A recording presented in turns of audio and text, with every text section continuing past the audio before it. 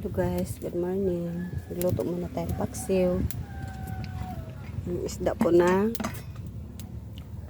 ko alam ang tawag dito. Basta, kasi po may mga alaga akong aso, pusa.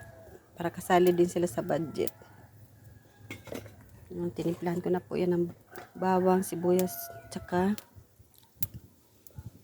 luya. Sasalang ko na po. Nagtawanan pa ako ng mga kapitbahay ko.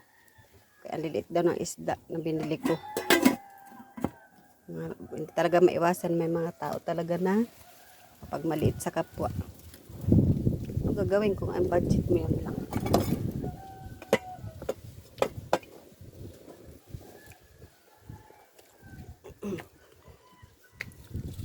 Relax muna kadali.